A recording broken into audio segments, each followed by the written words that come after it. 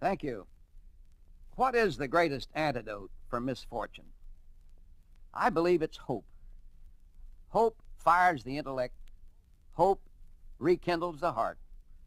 Hope gives us the wherewithal and perspective to make the most of the advantages we do have. It is true that hope springs eternal. Unfortunately, so does discouragement. In small doses, it can be a positive, creative agent. But in large doses, it renders our judgments grotesque and fuzzy. It annihilates constructive possibilities. Recently, Mrs. Peale and I visited Vienna, where the great German composer Beethoven spent most of his life. We went out to the suburb of Heiligenstadt, where Beethoven experienced the greatest emotional crisis of his life. In a letter to his brother, he spoke with pathos of the increasing deafness that would soon become complete.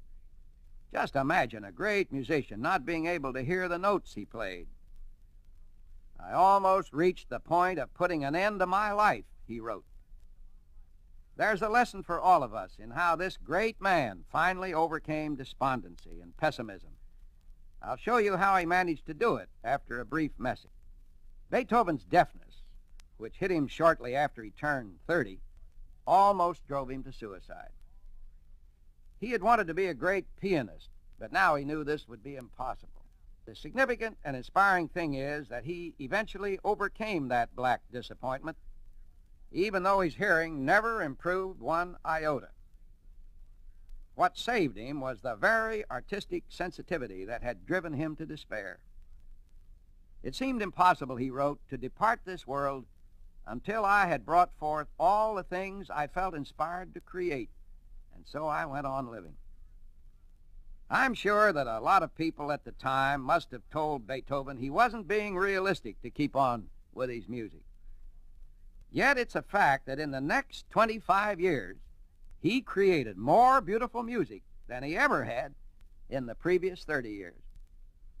So, no matter what the cause of your discouragement, remember this: you too can conquer it. You can rise above it. Stop brooding over the past. Forget all about your past failures.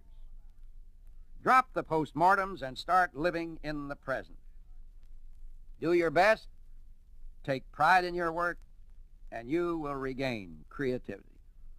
Of course, you may never write a symphony, but you'll achieve the success you alone were destined for.